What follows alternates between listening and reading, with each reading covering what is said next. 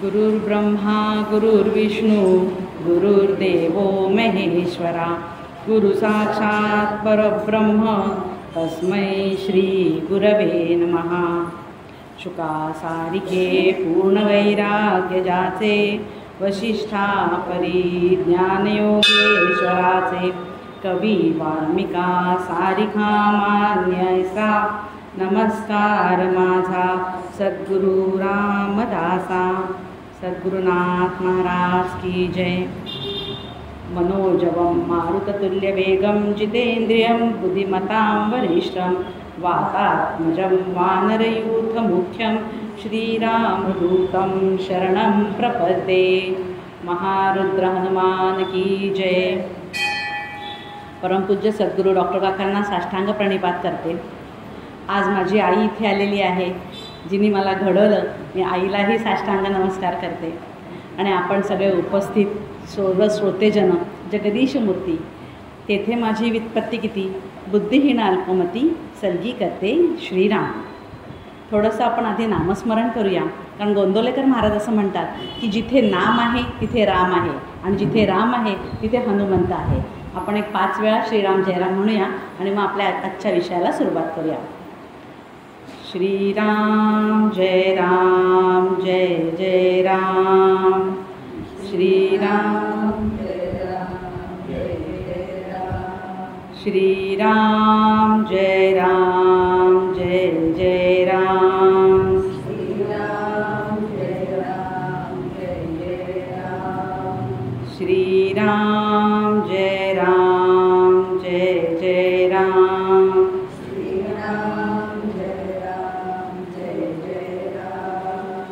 श्रीराम जय राम जय जय राम। श्रीराम जय राम जय जय राम। श्रीराम जय राम जय जय राम। श्रीराम जय राम जय जय राम।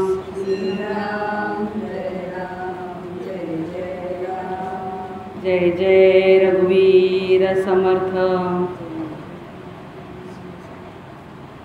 तर आज आपण संकट निरसम श्री रामदासकृत संकट निरसम मारुती स्तोत्र भीमरूपी महारुद्रा ह्याच्यावरती आपण चिंतन करणार आहोत, आणि चिंतन आपण त्याच्यावरती विचार करणार आहोत। या स्तोत्राचं नावच संकट निरसन असल्यामुळे मला वाटतं रोजच्या उपासनेमध्ये आपल्या घरी आपण हे रोज म्हणतोच, आणि इतर वेळेस जर कधी संकट आपल्याला आलं तर आपण त्याचं पारायणसुद्धा करतो। पण सहसा त्याचा अर्थ बघितला जात नाही, आणि आपलं पाठ असतं, आणि आपल्याला संकट आलं की आपल्याला हातपाय गळलेले असतात, आणि आपण मग पाठांतराच्या मागे जातो आणि पारायण करत असतो। पण जर अर्थ समजून आपण जर त्याचं आपण स्तोत्र पठण केलं तर त्याचा आपल्याला नक्कीच फायदा होऊ शकतो। मग अर्थ का बघायचा, त्याच्यासाठी आपण एक छोटंसं उदाहरण घेऊया की आपण गणपती, आपण सगळे घरी गणपतीची आत्तासुद्धा मंदिरामध्ये गणपतीचे आपण हे केलेलं आहे प्राणप्रतिष्ठा। तर जेव्हा आपण गणपतीची किंवा याची मूर्ती आणतो, तेव्हा मूर्ती आणल्यानंतर ती तशीच मूर्ती आपण घरात आदल्या दिवशी ठेवतो, आणि दुसऱ्या दिवशी जेव्हा आपण त्याचं पाठपठण करतो, त्याच्यावरती आपण जेव्हा संस्कार करतो, पूजा करतो, तेव्हा त्याच्यानंतर ती प्राणप्रतिष्ठा करतो। आणि प्राणप्रतिष्ठा केली की मग आपला असा भाव निर्माण होतो की आता त्याच्यामध्ये भगवंत आलेले आहेत आणि देव आहे तिथे, आणि त्याच्यानंतर आपण त्याची मनोभावे पूजा करायला सुरुवात करतो। अगदी असंच आहे, जेव्हा आपण एखादं स्तोत्र पाठण करत असतो, त्याचा जर आपण अर्थ न बघता नुसतंच पठण करत बसलो तर ती नुसतीच मूर्ती घरी आणल्यासारखी आहे। पण जेव्हा आपण त्याचा पूर्ण अर्थ ते स्तोत्राचं समजून उमजून जेव्हा आपण त्याचा विचार करू आणि ते म्हणायला घेऊ, तेव्हा आपल्याला असं वाटतं की आपल्या भावना आपण त्याच्यामध्ये घातलेल्या आहेत, आणि भावना त्याच्यामध्ये घातल्या की एक वेगळाच अनुभव येतो। असं वाटतं की जणू काही मारुतीराय आपल्या समोर बसले आहेत, आपण त्यांच्याशी एकरूप झालेलो आहोत, आणि तल्लीन होऊन आपण ते स्तोत्र त्यांना अर्पण करत आहोत। आणि मग ते जे काय स्तोत्राचं आपल्याला फलप्राप्ती होणार आहे ती खरोखर मनापासून छान मिळणार आहे। पण जेव्हा आपण हे आपल्या उपास्य देवता, आपण हनुमंताचे आपण आता उपासनाचा विचार करत आहोत, मग आपली ही हनुमंताची उपासना करताना आपली उपास्य देवता काय आहे हे आपण आधी थोडक्यात समजून घेऊया, आणि मग आपण त्या संकट निरसन मारुती स्तोत्राकडे वळूया। तर हनुमंत हे सगळ्यात शक्तिशाली, महाधैर्यवान आणि संगीतशास्त्राचे प्रवर्तक म्हणून प्रसिद्ध होते। भाव, भक्ती, शक्ती, युक्ती आणि बुद्धी जीवनाला आवश्यक असलेल्या सगळ्या गोष्टी भाव, भक्ती, युक्ती, शक्ती, बुद्धी या सगळ्या गोष्टी हनुमंताकडे होते. जणू काही त्या सगळ्यांचे ते मूर्तिमंत प्रतीकच होते. सप्त चिरंजीवांपैकी एक वीर म्हणजे हनुमान. महाबली, अतुल पराक्रमी, आजीवन ब्रह्मचारी असणारे हे हनुमंत दास्यभक्तीचा उत्तम असा आदर्श होते आपल्यासमोर. प्रभू श्रीरामांवरती हनुमंतांची अपरंपार निष्ठा होती. स्वतःमध्ये असलेले सामर्थ्य, स्वतःचा प्रभाव हे सगळं श्रीरामाच्याच कृपेचा परिणाम आहे आणि ही सगळी रामाचीच कृपा आहे अशी त्यांची पूर्ण श्रद्धा होती. आणि त्यामुळेच ते श्रीरामांचे ते नम्र सेवक म्हणून ते स्वतःला म्हणून घेत होते आणि अतिशय प्रेमाने ते सगळं श्रीरामांचं दास्यभक्ती करत होते. एकदा काय झालं, श्रीराम या दास्यभक्तीला प्रसन्न झाले आणि त्यांनी हनुमंताला सांगितलं की तुला काय हवं आहे, तू वर माग. तेव्हा हनुमंत असे म्हणाले की जो कोणी श्रीप्रभूचे स्मरण करत असेल त्यांचे रक्षण हनुमंत करेल आणि कुणीही त्या व्यक्तीचं अहित करणार नाही असा वर मला द्या. अर्थातच श्रीराम त्यांना तथास्तु म्हटले आणि तेव्हापासून हनुमंत हे विजयाची देवता म्हणून प्रसिद्ध झाले की जो कोणी त्याची उपासना मनोभावे करेल तेव्हा त्याचा विजय हा नक्कीच होईल. पण मग हे करताना, हनुमंताची भक्ती करताना आपण फक्त लौकिक अर्थाने आपल्याला आपल्याला संसारातल्या गोष्टी मागायच्या नाही आहेत, तर आपण आपल्याला श्रीराम कसे प्राप्त होतील आणि आध्यात्मिकदृष्ट्या आपली कशी प्रगती होईल हे आपल्याला ह्याच्यातून बघायचं आहे. आणि त्याच्यामुळे समर्थ रामदास स्वामींनी श्रीरामाची दास्यभक्ती करणाऱ्या हनुमंताची जवळजवळ 11 स्तोत्र लिहिली. पण त्यापैकी महाभीमरूपी महारुद्रा हे संकटनाशक असल्याने सगळ्यात जास्त आपल्या सगळ्या लोकांमध्ये प्रसिद्ध झाला आहे.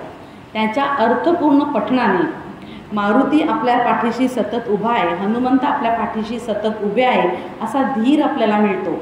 त्याने काय होतं, आपलं मन भक्कम होतं, शरीर बळकट होतं आणि विविध रोग, आजार आणि संकट यांच्याशी लढण्याची आपल्याला ताकद मिळते. जेव्हा मानसिक आणि शारीरिक स्थैर्य आपल्याला प्राप्त होतं, आपलं मन आपल्या हनुमंताच्या ठिकाणी जेव्हा आपण लीन होतं तेव्हा कुठल्याही संकटातून सही सलामत बाहेर पडता येतं. आणि म्हणूनच ह्याला संकट निरसन मारुती स्तोत्र असं म्हटलं आहे. तर अशा या संकट निरसन मारुती स्तोत्राची सुरुवात फारच सुंदर आहे. भीमरूपी महारुद्रा वज्र हनुमान मारुती वनारी अंजनी सूता रामदूता प्रभंजना. आता भीमरूपी, भीम म्हणजे भव्य किंवा विशाल. या महारुद्राचे रूप शत्रूचा निपात करताना इतके भयानक आहे की जणू काही हे भयानकत्वच मांगल्याला जन्म देणारे आहे आणि म्हणूनच ते पूजनीय आहे.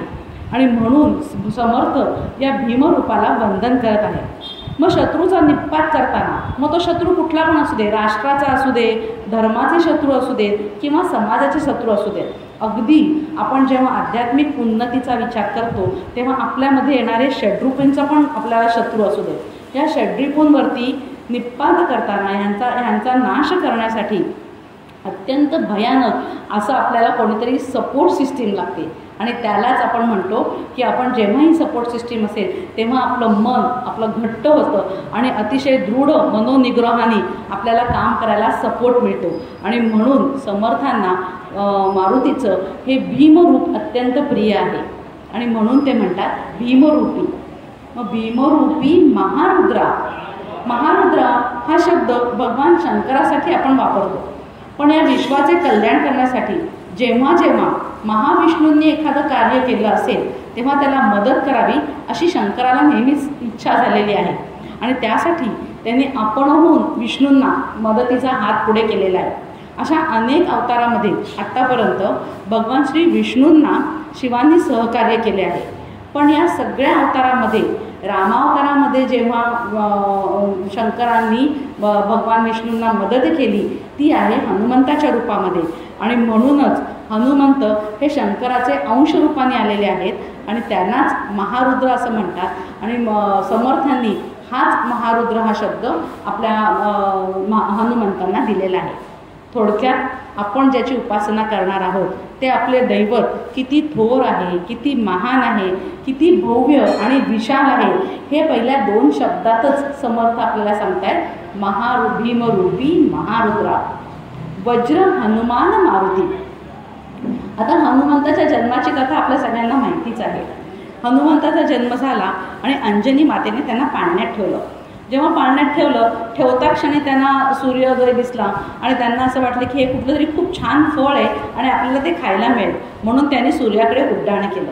जेव्हा ते सूर्याकडे उड्डाण केलं तेव्हा आता हनुमंत सूर्याला गिळणार की काय अशी भीती इंद्राला वाटली आणि म्हणून इंद्राने त्याचं वस्त्र, त्याचं अस्त्र जे आहे ते त्यांनी वज्र त्याच्यावरती हनुमंतांवरती टाकलं.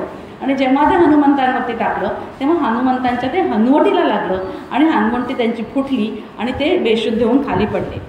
थोडक्यात हनुमानाचा जर आपण शब्दाची व्युत्पत्ती बघितली तर हनु अस्य अस्ति इति, म्हणजे ज्याची हनुवटी वैशिष्ट्यपूर्ण आहे असा तो हनुमान.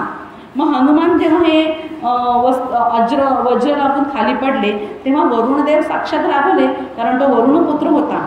आणि मग त्यांना क्रोध आला आणि त्यांनी काय केलं, जगातील सगळं वायूचं चलनवलन थांबवून टाकलं. परिणाम संपूर्ण विश्व भयग्रस्त झालं. शिवाच्या अवतारावरती अशा तऱ्हेने हल्ला व्हायला नको होता हे सगळ्या देवांना पटलं आणि सगळे देव वरुणदेवाची माफी मागायला लागले. जेव्हा वरुणदेवाची माफी मागितली की असा हल्ला व्हायला नको होता तेव्हा वायुदेव प्रसन्न झाले आणि पुन्हा एकदा त्यांनी विश्वाचं परत नियमित चलनवलन सुरू केलं.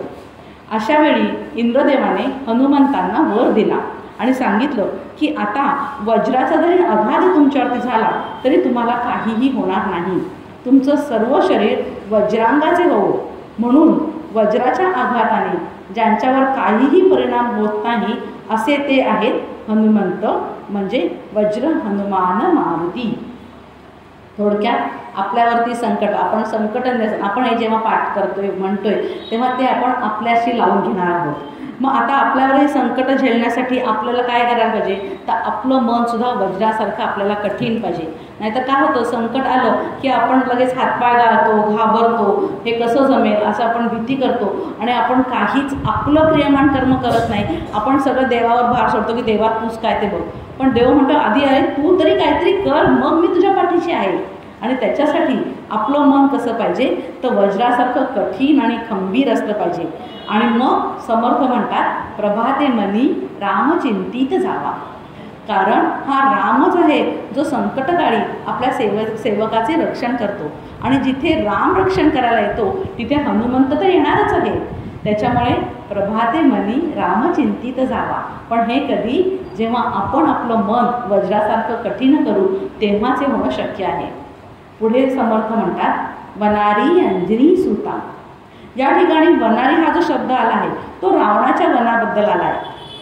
स्वतः मारुतीराय जेव्हा सीतामाईला शोधायला लंकेमध्ये गेले होते आणि त्या वनापर्यंत पोचले तेव्हा त्या रामचंद्रांचा दूत लंकेपर्यंत आला आहे ही बातमी रावणापर्यंत कशी पोचवायची असा ते विचार करत होते. आणि असा विचार करता करता त्यांनी काय केलं की ते वनाचा विध्वंस करायला सुरुवात केली. त्याच्यामुळे वनारी ह्याचा अर्थ आहे आपल्या प्रचंड बळाच्या जोरावर वनेच्या वने समूळ उपटणारा असा तो वनारी. म्हणजे वनारी हा शब्द वन उपटणारा आहे. पण असं घ्यायचं नाही आहे की हनुमंत आयुष्यभर दिसेल तेव्हा उद्ध्वस्त करत होता, असं नाही आहे. तर ह्याचा अर्थ फक्त या जिथे आपलं श्रद्धास्थान आहे आणि शत्रूंनी ज्या श्रद्धास्थानाला आपल्याला धक्का लावलेला आहे अशा वेळी बंदिस्त ठेवलेलं आहे आपलं श्रद्धास्थान, त्या गोष्टींचा विध्वंस करण्यासाठी मारुतीराय आले आहेत. परत जेव्हा आपण हा आपल्याला शब्द लावून देऊ तेव्हा आध्यात्मिकदृष्ट्या आपण काय आपल्याला करायचं आहे की त्या अंतरात्म्याकडे आपल्याला जायचं आहे. मग अंतरात्म्याकडे आपला कोण आहे, तर आपला आतमध्ये अंतर्यामी बसलेला श्रीराम आहे. मग त्या अंतर्यामी बसलेला श्रीराम आपल्याला का दिसत नाही, तर त्याच्याकडे जाताना आतमध्ये जे अनेक अडचणी येतात, षड्रिपू येतात, त्या षड्रिपूंचं जाळं आपल्यामध्ये आपल्याला अडचण निर्माण करते की आपण आपल्या अंतर्यामी असलेल्या श्रीरामापर्यंत पोहोचू शकत नाही. अशा वेळी जेव्हा आपण या मारुतीची उपासना करू तेव्हा मारुती त्या वनाचा आणि याचा विध्वंस करणार आहे आणि आपल्या अंतर्यामी असलेला श्रीराम आपल्याला त्याचं दर्शन घडवून आणणार आहे. पुढे समर्थ म्हणतायत अंजनी सुता, म्हणजे अंजनी मातेचा तू प्रिय बाळ आहेस. आणि तसंच रामदूता प्रभंजना, म्हणजे रामचंद्र यांचा दूत आहेस. रामचंद्रांचे सगळे महत्त्वाचे निरोप रामकथेमध्ये जर तुम्ही बघितलं तर फक्त हनुमंतानेच इकडून तिकडे नेलेले आहेत. या दृष्टीने त्याला रामदूता असे म्हटले आहे. मग रामदूता प्रभंजना, तर प्रभंजन हा शब्द जो आहे तो शक्यतो वायुदेवतेसाठी वापरला जातो. प्रभंजनचा अर्थ आहे भणाणणारा वारा, इतका जोरदार वारा की तो कसंही काही उद्ध्वस्त करू शकतो. पण खरंच मारुतीरायांचं जे जाणं आहे इकडून तिकडे, त्यांचं एकूण कार्य जे आहे ते वाऱ्यासारखं चपळ आणि तेजस्वी आहे आणि सर्व व्यापक त्यांचं कार्य आहे. आणि म्हणूनच ते हा शब्द प्रभंजना हा शब्द मारुतीसाठी वापरतात. आजकाल आपण बघतो झेड सिक्युरिटी, वाय सिक्युरिटी, जेव्हा मोठी मोठी लोकं येतात तेव्हा त्यांच्या आजूबाजूला सिक्युरिटी असते. मग ती सिक्युरिटी बघून आपण त्यांचा अंदाज करतो की ते कमांडोजची ताकद काय असेल. नुसतं त्यांच्याकडे बघून सुद्धा असेल की अरे या कमांडोकडे काय ताकद आहे. आणि इथे जेव्हा समर्थ मारुतीरायांचे विचार करतायत तेव्हा देव असलेला रामाचा भक्त हनुमंत असे वर्णन करत नसून सार्वभौम राजा असलेला रामाचा एक विश्वासू अधिकारी कसा असेल ह्याचं ते वर्णन करतायत. आणि त्या दृष्टीने आपण त्यांच्याकडे बघणार आहोत की भीमरूपी महारुद्रा वज्र हनुमान मारुती वनारी अंजनी सुता रामदूता प्रभंजना, असा हा दूत आहे की ज्याच्यासमोर कोणालाच घाबरायची गरज नाही आहे. पुढे ते म्हणतायत की महाबळी प्राणदाता सकळा उठवी बळे. मग आता महाबळी प्राणदाता म्हणजे अतुलनीय बल असणारे असे ते हनुमंत जे आहेत ते काय करतायत, तर हा जो शब्द आहे महाबली प्राणदाता हा लक्ष्मणासाठी आलेला आहे.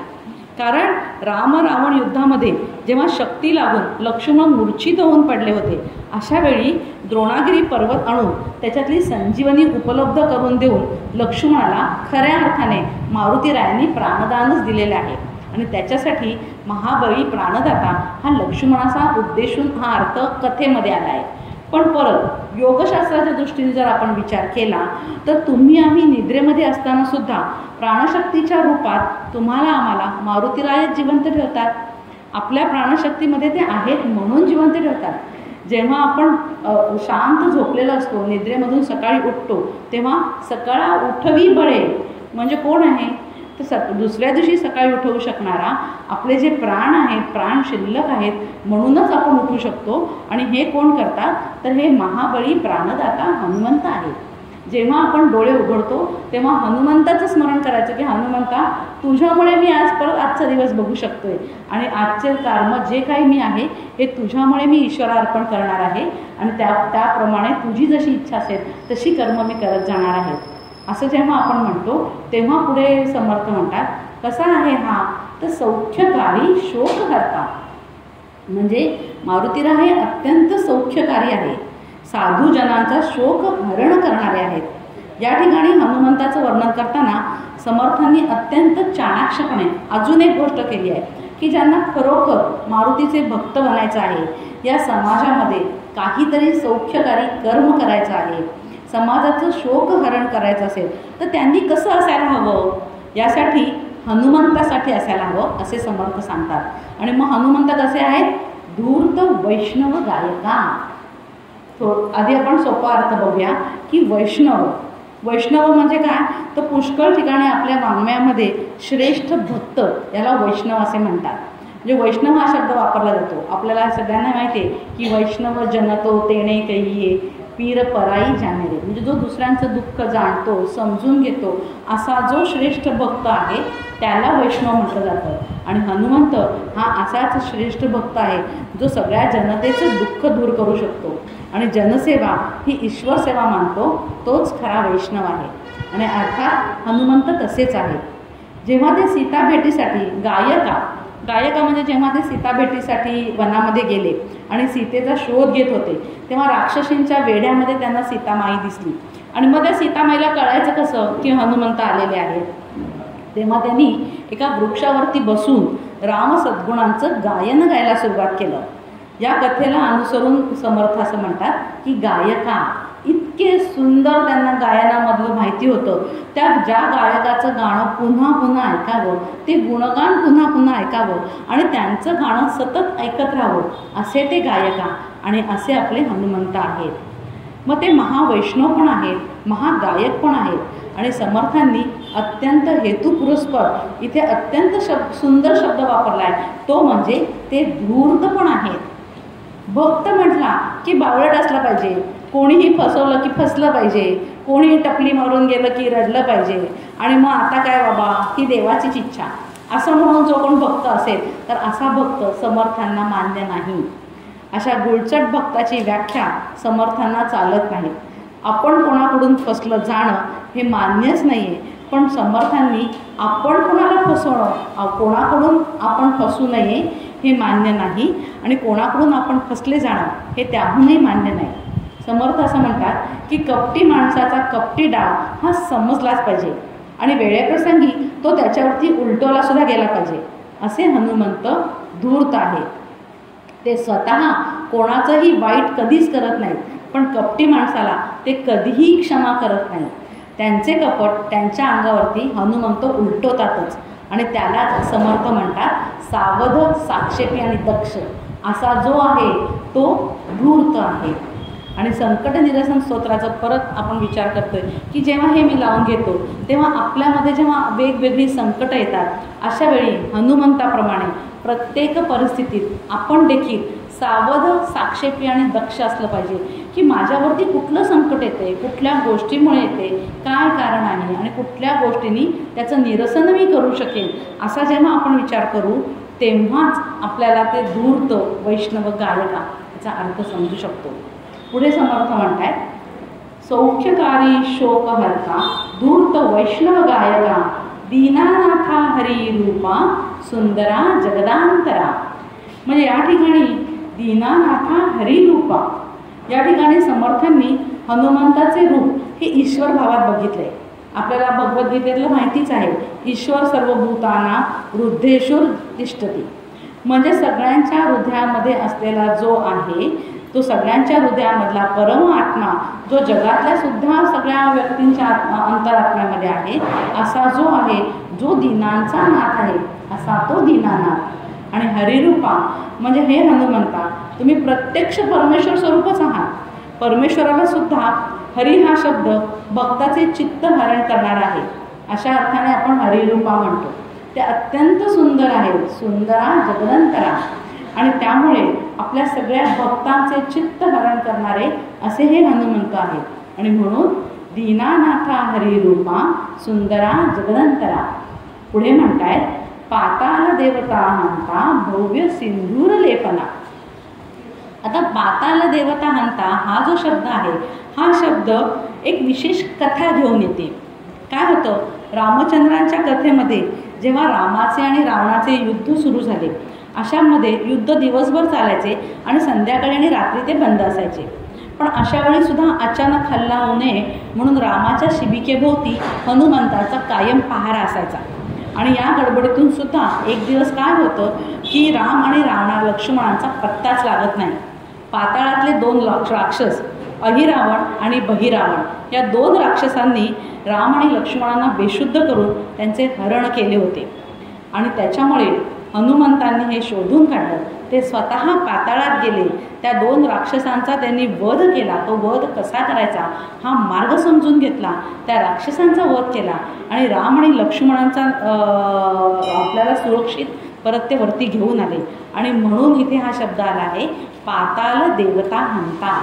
म्हणजे बाहेरचे सुद्धा कुठलेही सप्त पाताळातले सुद्धा शत्रू हे हनुमंतांनी त्याचा निपात केलेला आहे. पुढे आहे भव्य सिंधूर लेपना. आपल्याकडे सिंधूर हे त्यागाचं लक्षण मानलं जातं आणि म्हणून तो केशरी रंगाकडे जातो. आपल्या ध्वजाच्या रंगामध्ये सुद्धा सिंधूर म्हणजे केशरी रंग आहे, हे त्यागाचं लक्षण आहे. यासाठी विलक्षण त्यागाची तयारी आहे हे आपल्या कपाळावरती लावलेला सिंदूर दाखवत असतो. आणि आपण तर किंचित त्याग करतो तर किंचित सिंदूर लावतो, पण हनुमंत हे तर संपूर्ण त्यागमूर्ती आहेत आणि म्हणून त्यांच्या संपूर्ण शरीराला सिंदूर लावला आहे आणि म्हणून ते सिंदूर लेपनासी असे आहेत. पुढे म्हणतात, लोकनाथा जगन्नाथा प्राणनाथा पुरार्थना. किती गोड शब्द आहे ते, लोकनाथा जगन्नाथा. म्हणजे या पृथ्वीवरती जितके म्हणून जे लोक आहेत किंवा स्वर्ग, मृत्यू, पाताळ, हे सगळे आपण सप्त पाताळातले लोक म्हटलो, सप्त ह्याच्यातले लोक म्हटले, तरीसुद्धा त्या सगळ्यांचं पालन करणारा कोण आहे, तर ते हनुमंत आहेत. म्हणून ते सगळ्या लोकांचा नाथ आहे, म्हणून लोकनाथा. तसंच जगातील सर्व महाभूत जी आहेत त्यांचंही पालन करणारा आहे, म्हणून आहे जगन्नाथा. आणि समर्थ आपल्या माणसाची मानसिकता अत्यंत छान ओळखतात, म्हणून असं ते म्हणतात की सगळ्या लोकांचा आहे म्हणून लोकनाथा, सगळ्या जगाचा आहे म्हणून जगन्नाथा. पण अजून तो माझा कुठे झाला आहे आणि म्हणून थोडासा दुरावा राहतो. तो दुरावा जाण्यासाठी समर्थ म्हणतात प्राणनाथा. प्राणनाथा म्हणजे तो माझं प्राण आहे आणि तो माझ्या जवळ आहे नव्हे, तो माझ्या आत आहे. आणि असा जो आहे हनुमंत, तो लोकनाथा, जगन्नाथा, प्राणनाथा आणि पुरार्थना. मग पुरार्थना म्हणजे काय? ते हनुमंत हे अंजनीच्या उदरी जेव्हा जन्माला आले तेव्हापासूनच ते जगात आहेत का? तर नाही. ते आहे महारुद्राचे महातत्व आहे. म्हणजे ते जग निर्माण होण्याच्या पूर्वी पण होते, आज पण आहेत आणि नंतर सुद्धा ते असणार आहेत. ते आहेत आहेत आणि आहेत आणि म्हणूनच या अर्थाने त्यांना पुरातना असं म्हटलं आहे. अशा या हनुमानाचे विशेषण समर्थ आपल्याला पुढे सांगतात की पुण्यवंता पुण्यशीला पावना परितोषका. म्हणजे कोणत्याही मनाचं जेव्हा पावित्र्य असतं, हे 3 प्रकारचं पावित्र्य असतं. एक कायिक, वाचिक आणि मानसिक. माणूस 3 प्रकारांनी पाप करू शकतो. वाचेने वाईट बोलू शकतो, असत्य बोलू शकतो, कोणाला दुखवू शकतो, त्रास देऊ शकतो. दुसरं आहे मनाने वाईटाचं चिंतन करू शकतो आणि त्याच्यामुळे हिचं वाईट होऊ दे असं मनाने वाईट बोलू शकतो, किंवा शरीराने एखाद्याचा घात करू शकतो. पण मारुती राय हे अंतर्बाह्य शुद्ध आहेत आणि म्हणूनच ते कायिक, वाचिक आणि मानसिक ह्याच्यावरती अत्यंत पुण्यवंत, पुण्यशीला आणि परितोषिक आहे. पुण्यवंत कसे आहेत? तर कायिक पातळीवरती त्यांचं शरीर अत्यंत पुण्यवंत आहे, त्यांनी कधीच चुकीची गोष्ट केली नाही. मानसिक पातळीवर सुद्धा त्यांनी कधीही कुणाचं वाईट चिंतलेलं नाही, कुणाबद्दल वाईट बोलले नाहीत, कुणाला कधी दुखावलं नाही, असे ते आहेत पुण्यशीला. आणि वाचेने सुद्धा कोणाचे ते अहित करणार नाहीत. त्यांची वाणी पावन आहे आणि म्हणून ते पावना आणि सज्जनांना अतिशय संतोष देणारे आहेत, म्हणून परितोषका.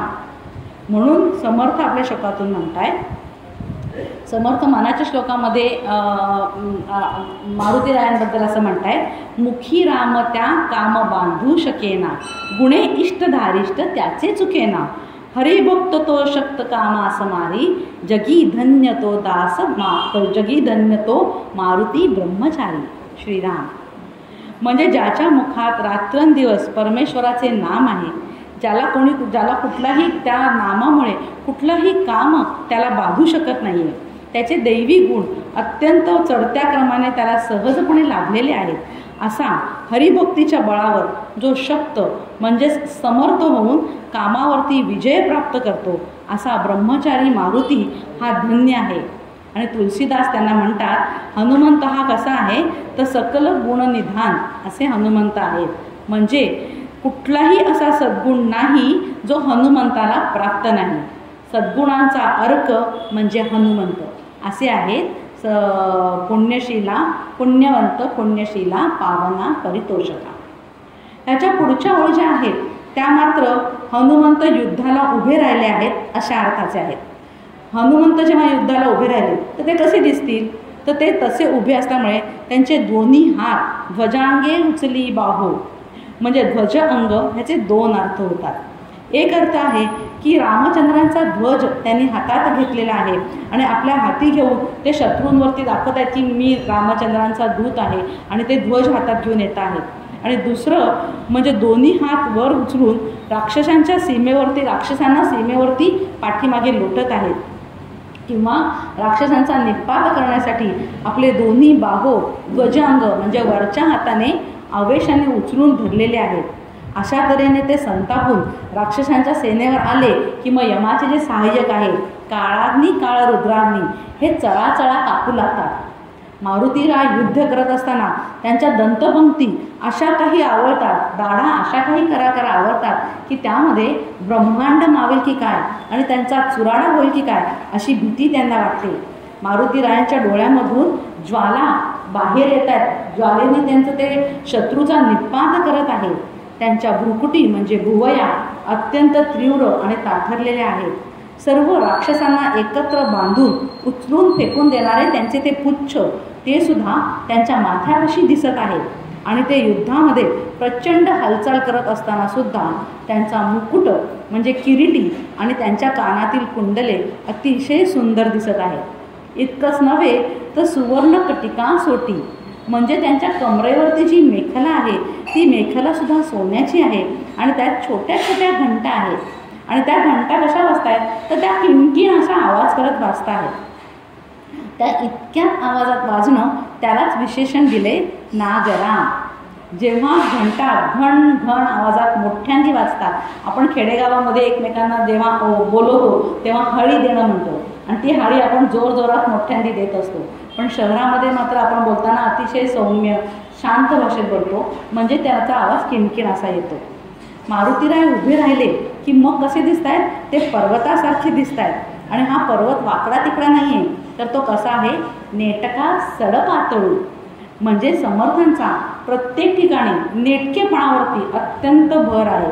अगदी प्रपंच करावा नेटकापासून शरीरसुद्धा कसं पाहिजे तर ते नेटके पाहिजे. आणि नेटका सडपातळू असल्यामुळे ते कसे आहेत चपळांग पाहता मोठे महाविद्युल्लते परी म्हणजे विजेसारखे ते चपळ आहेत.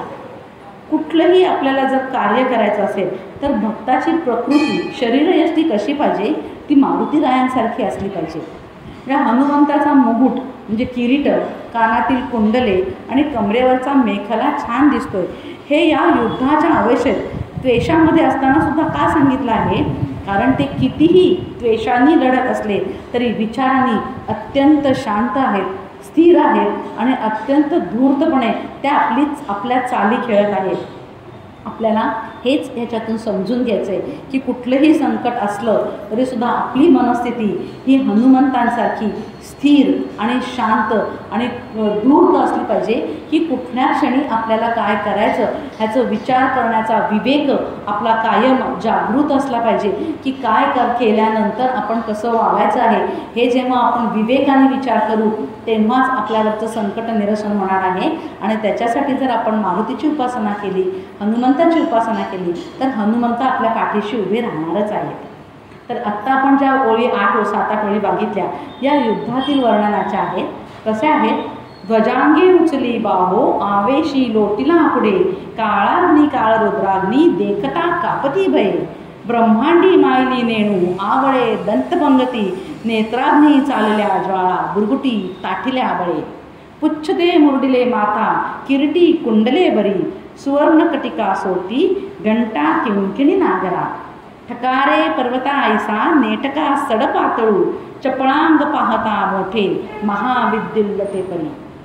आता या पुढच्या ज्या ओळी आहेत त्या ओळी लक्ष्मणासाठी संजीवनी वनस्पती आणताना अख्खा द्रोणागिरी पर्वत हनुमंताने उचलून आणला त्याचे वर्णन समर्थांनी पुढच्या 2 ओळीत केले आहेत. ते म्हणतात कोटीच्या कोटी उड्डाणे झेपावे उत्तरेकडे मंदाद्री सारिका ब्रोणू क्रोधे उत्पाटिला बळे आणिला मागुती नेला आला गेला मनोगती मनासी टाकिले मागे गतीसी तुळणना नसे. हनुमंताच्या गतीला इथे समर्थांनी मनाची उपमा दिली आहे. आत्ता आपण हिमालयात जाऊ आणि ती औषधी वनस्पती घेऊन येऊ असे मन जितक्या वेळात करून येईल ती तेवढ्या वेळात हनुमंत जाऊन ती द्रोणाद्री पर्वत घेऊन सुद्धा आले. काही काही वेळा काय होतं स्तुती करताना आपण किंचित अतिशयोक्ती करतो आणि ही सगळीकडे मान्यच असते. पण हनुमंतांचा वेग खरोखर वाखाणण्यासारखा होता. आणि इतकेच नव्हे तर त्यांना योगशास्त्रामधल्या अनेक सिद्धी देखील प्राप्त झालेल्या होत्या. अशा सिद्धी प्राप्त होऊ शकतात हे ज्ञानेश्वर माऊलीने सुद्धा ज्ञानेश्वरीमध्ये सांगितलेलं आहे. आणि ते सुद्धा माऊलीसुद्धा अशा सिद्धींचे स्वामी आहेत. पण तरीसुद्धा हे सिद्ध प्राप्त होऊ शकतं हे कपोकल्पित किंवा विचित्र असं काही नाही आहे. ती सहज शक्य आहे. आणि मनुष्याला ते शक्य आहे का? तर अत्यंत प्रयत्नाने सुद्धा विज्ञान सिद्ध सिद्धांताला धरून हे दाखवणं सहज शक्य आहे, पण ते तितकंच अवघड आहे. आणि म्हणून समर्थ हनुमंतांना अत्यंत अवघड सिद्धी प्राप्त आहे असं सांगतात. आणि ती कुठली आहे? पुढची सिद्धी काय सांगतात ते? अणु इतके लहान होऊन सुद्धा ते ब्रह्मांडा इतके विशाल होऊ शकतात. म्हणजे अणुपासून ब्रह्मांडा एवढा होत जात असे, तयासी तुलना कैसी मेरू मंदार धाकटे. म्हणजे मेरू पर्वत सुद्धा धाकटे म्हणतील, छोटे होतील, एवढे प्रचंड रूप मारुतीराय धारण करू शकतात. आणि वेळेप्रसंगी ते अत्यंत छोटं रूप सुद्धा धारण करू शकतात. आणि जे रूप धारण करून त्यांनी लंकेमध्ये प्रवेश केला होता. आत्तापर्यंत आपण मारुतीरायांचं संपूर्ण हे बघितलं. आता पुढच्या ज्या ओळी आहेत हे मारुतीरायांच्या शेपटीबद्दल आहे. प्रत्येकाला त्यांच्या शेपटीबद्दल खूपच कौतुक वाटत असते. आणि हनुमंताने आपल्या मुष्टीप्रहाराने अनेक राक्षसांना संपवले आहे, गदेच्या प्रहाराने अनेक राक्षसांना संपवलं आहे, तसंच शेपटीने सुद्धा संपवलं आहे. अनेक राक्षसांचे भारे शेपटीने उचलून समुद्रात त्यांनी फेकून दिलेले आहेत. आणि त्यामुळेच त्यांचं कौतुक करताना म्हणतात, ब्रह्मांडा भोवती वेढे वज्रपुच्छे करू शके, तयासी तुलना कैसी ब्रह्मांडी पाहता नसे. असे माझे जे हनुमान आहेत त्याने जर संतापून किंवा कोपून आरक्त नेत्राने पाहिले तर सूर्यमंडळ सुद्धा थराथरा कापू लागते. आणि दुसरी गोष्ट, एक योगसिद्धीबद्दल सुद्धा समर्थ असे सांगतात की वाढता वाढता वाढे भेदिले शून्यमंडळ. म्हणजे शून्यमंडळ म्हणजे मनुष्य जोपर्यंत शून्यात आहे, म्हणजे अजून काही प्रमाणात का होईना तो मूळ चैतन्यापेक्षा किंचित अलिप्त आहे, थोडासा वेगळा आहे, अजूनही तो द्वैतात आहे. कारण शून्य समजणारा कोणीतरी आहे, अजूनही तो त्या जीवब्रह्म ऐक्यापर्यंत पोचला नाही. आणि या शून्यमंडळाला जेव्हा भेदलं जाईल तेव्हाच त्या क्षणाला तो त्या ब्रह्मतत्वाला एकरूप होईल आणि तद्रूप होईल. या अर्थाने मारुतीरायाची उपासना ही आपल्या आध्यात्मिक उपासनेला सुद्धा वाढवत वाढवत आपल्याला तद्रूपतेकडे घेऊन जाते. मात्र त्या सूर्यमंडळावर म्हणजे आपल्या ध्येयावरती पूर्ण लक्ष ठेवून अत्यंत निष्ठेने कर्म करता आले पाहिजे. आणि म्हणूनच पुढे समर्थ म्हणतात, आरक्त देखिले डोळा ग्रासिले सूर्यमंडळा, वाढता वाढता वाढे भेदिले शून्यमंडळा. हे झाल्यानंतर पुढे त्यांनी फलश्रुती सांगितली आहे. अनेक हनुमंत उपासकांना आध्यात्मिक सिद्धीबरोबर व्यावहारिक लाभसुद्धा या स्तोत्रपठनाने होतात असे जाणवले आहे. आणि म्हणूनच ते प्रत्ययाला आल्यामुळेच समर्थांनी आणखी एक कडवं पुढे म्हटलं आहे. ते म्हणतात, धनधान्य पशुबुद्धी पुत्र पौत्र समग्रही पावती रूप विद्यादी स्तोत्र पाठे करून या. म्हणजे ही फलश्रुती योग्यच आहे की जर आपण हे पाठ केलं तर आपल्याला हे भौतिक जगातल्या भौतिक गोष्टीतला लाभ हा होणारच आहे. पण तरीही त्याच्या पुढे समर्थ आपल्याला असं सांगतायत, भूतप्रेत संबंधादी रोगव्याधी समस्तही नासती तुटती चिंता आनंदे भीमदर्शने.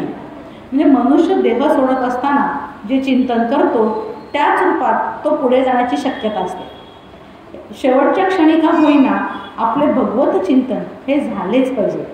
याचा जो अर्थ आहे त्याचा आपण दोन अर्थ गोष्टी घेऊ शकतो. एक तर त्याच्यातल्या दोन अर्थापूर्वी गोंदवलेकर महाराज काय म्हणतात आपल्याला की आज रोग उद्या दुःख उधार असं आपल्याला वागता आलं पाहिजे. आनंद आज रोखीने घेता आला पाहिजे आणि उद्याचं दुःख जे आहे ते उधारीवरती राहिलं पाहिजे. आपलं काय होतं, दुःख खूप असतं आणि आनंद उद्यावरती डिपेंड असतो. तसं न करता आनंद रोखीत घेता आला पाहिजे. आणि म्हणून त्याच्यासाठी काय करायचं आहे, आनंद रोखीसाठी सदा सर्वदा योग तुझा घडावा. आणि मग त्याच्यासाठी आनंदे भीमदर्शने म्हणजे ह्या जे काही भीमदर्शनाचं आपण सकाळ संध्याकाळ जे दर्शन घेणार आहोत आपल्या आराध्य दैवताचं, ते अत्यंत आनंदाने आपण त्याचं जर दर्शन घेतलं तरच आपली चिंता आणि भय हे सगळं तुटून जाणारे नाहीसं होणार आहे. मग भूतप्रेत संबंधादी रोगव्याधी समजतेही, तर रोगव्याधी जे आहे ते जिवंत असणारा त्रास देणाऱ्या गोष्टी आहेत. पण भूत प्रेत संबंध या शब्दामध्ये दोन वेळचा मगाशी जे म्हणतो ते दोन वेळचा आपल्याला विचार करावा लागेल.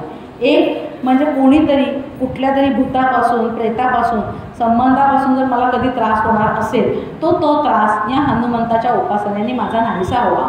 आणि दुसरं म्हणजे मी भूत किंवा प्रेत किंवा संबंध या पद्धतीने कुठल्या तरी विचित्र योनीमध्ये जाण्याचा जो त्रास आहे पुढच्या जन्मात, तो त्रास जर आपण हनुमंताची उपासना केली तर तो होणार नाही, तो नष्ट होईल.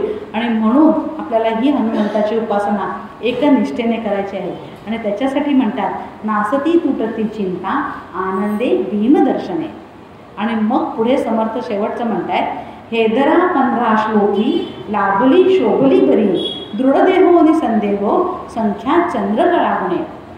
म्हणजे चंद्रकळेचे आपण बघितले तर पौर्णिमेपासून 15 चंद्राच्या कला असतात. जर मारुतीला हे पौर्णिमेला जन्माला आलेले आहेत आणि ह्यांचे गुणगान मी किती श्लोकात केलं आहे तर 15 श्लोकामध्ये केलं आहे. आणि हे 15 श्लोकात केलेले जे गुणगान आहे हे तुम्ही आपल्या हृदयामध्ये धारण करा आणि असेच होण्याचा प्रयत्न करा. म्हणजे काय होईल की सगळी चिंता तुटून जाईल आणि सगळं भव आपलं नाहीसं होऊन जाईल. असे हे जे आहेत महाबली अतुल पराक्रमी हनुमंत जे दास्यभक्तीचा अत्यंत उत्तंग असा आदर्श आपल्यासमोर आहे. आणि म्हणून शेवटच्या ओळीत असं म्हणतात रामदासी अग्रगण्यो कपी कोळासी मंडळो रामरूपी यंत्रात्मा दर्शने दोष नासिती. या मारुतीच्या उपासनेने त्याच्या कृपेने आपल्या शरीरातल्या मनातल्या सर्व रोगाचे उच्चाटन होते, सगळे दोष नाहीसे होतात. तसेच त्याचे जर हे अर्थ समजून घेऊन जर आपण त्याचं पठण केलं तर तो सतत आपल्या पाठीशी आहे असा आपल्याला धीर मिळतो. आणि माझ्या पाठीशी असं भीमरूपी महारुद्रा साक्षात माझ्या पाठीशी आहे, जी विजयाची देवता आहे ती माझ्या पाठीशी उभी आहे असा जर आपण विचार केला तर त्याने आपलं मन जे आपलं हळूवार असतं, जे आपण घाबरत असतो, कुठेतरी आपल्याला सतत टेन्शन येत असतं, विचारात असतं, ते मन भक्कम व्हायला मदत होते. आणि मन भक्कम झालं की शरीर भक्कम होतं आणि त्याच्यामुळे विविध रोग आजार यांच्यातून वेगवेगळ्या संकटाशी आपण लढू शकतो आणि आपलं संकट निरसन करू शकतो. शेवटच्या ओळीत मानवाचं गंतव्य स्थान कुठलं आहे हे समर्थाने सांगितलं आहे रामरूपी अंतरात्मा दर्शने दोष नासिती. म्हणजे सगळी जरी आपण म्हटलं तरी हे भौतिक याच्यामधलं आपल्याला फल प्राप्त नाही आहे, तर आपल्याला कुठे आपलं गंतव्यस्थान आहे तर रामरूपी अंतरात्मा. म्हणजे आपल्याला असे उपासना करून अंतर्यामी असलेल्या आपल्या ईश्वराचं दर्शन घ्यायचं आहे, आपल्याला रामाचं दर्शन घ्यायचं आहे. तेच सर्व मानवाचं खरं हित आहे की माझ्या आत असलेला जो राम आहे त्याला मी शोधायचं आणि त्याला मी शोधून तेच मी व्हायचं आहे. आणि त्याच्यासाठी आपल्याला ही उपासना करायची आहे. कारण परमार्थाच्या अभ्यासामध्ये आपलं सगळ्यात परमहित हेच आहे की अंतरात्म्याला जाणून तोच मी आहे हे समजून घ्यायचं आहे. आणि म्हणून या उपासनेने जे जे कोणी आपल्या दर्शनाच्या मध्ये अंतर्यामी असलेल्या रामाच्या दर्शनाच्या मध्ये जे जे कोण शत्रू असतात, षड्रिपू असतात, वेगवेगळे आपले चिंता टेन्शन आपले सगळी संकट असतात, या संकटाचा नाश निपात मारुतीराय करतील. म्हणून त्यांची आपण उपासना करू, त्यांना प्रसन्न करून घ्यायचं आहे आणि श्रीरामाला प्राप्त करून घ्यायचं आहे. तर आता आपण हा सगळा जो अर्थ आहे त्या अर्थ आपण मनामध्ये ठेवूया आणि हे लक्षात घेऊन आपण सगळ्यांनी भीमरूपी हे स्तोत्र म्हणूया. एकत्रच म्हणूया. भीमरूपी महारुद्रा वज्र हनुमान मारुती वनारी अंजनी सूता रामदूता प्रभंजना महाबळी प्राणदाता सकला उठवी बळे सौख्यकारी दोषहर्ता दूत वैष्णव गायका दीनानाथा हरिरूपा सुंदरा जगदांतरा पाताल देवता हंता भव्य सिंधूरलेपना लोकनाथा जगन्नाथा प्राणनाथा पुरार्थना पुण्यवंता पुण्यशीला पावना परितोषका गजांगे उचली बाहो आवेशे लोटला पुढे काळाग्नी काळरुद्राग्नी देखता कापती भये ब्रह्मांडे मायनी नेणू आवळे दंतपंगती नेत्राग्नी चालिल्या ज्वाळा भृगुटी ताठिल्या बळे उच्चते मुरडिले माथा किरीटी कुंडले बरी सुवर्ण कटिका सोटी घंटा नागरा ठकारे पर्वता ऐसा नेटका सडपा तळू चपळांग पाहता मोठे महाविद्युल्लते परी कोटीच्या कोटी उड्डाणे जे पावे उत्तरेकडे मंदाद्री सारिका द्रोणो क्रोधे उत्पाटिलावळे आणिला मारुती नेला आला गेला मनोगती मनासी टाकिले मागे गतीसी तुळना नसे अनुपासनी ब्रह्मांडा एवढा होत जातसे तयासी तुळना कोठे मेरुमंदा वृधा कुठे ब्रह्मांडा भोवते वेडे वज्रपुच्छे करू शके तयासी तुळना कैची ब्रह्मांडी पाहता नसे देखिले डोळा ग्रासिले सूर्यमंडळा वाढता वाढता वाढे भेदिले शून्यमंडळा धनधान्य पशुवृत्ती पुत्रपौत्र समग्रही पावती रूपविद्यादी स्तोत्रपाठे करोनिया भूतप्रेत समंदादी रोगव्याधी समस्तही नासती तुटती चिंता आनंदे भीमदर्शने हेदरा 15 श्लोकी लाभली शोभली वरी दृढदेहो निसंदेहो संख्या चंद्रकळावणे रामदासी अग्रगण्यो कपिकुळासी मंडनो रामरूपी अंतरात्मा दर्शने दोषणासिती इति श्री रामदासकृत संकटनिरसन मारुती स्तोत्रम संपूर्णम। महाबली अतुल पराक्रमी पवनसूत अंजनेय श्री रामदूत हनुमान की सियावर रामचंद्र की हिंदू राष्ट्र की हिंदू धर्म की जय जय रघुवीर समर्थ।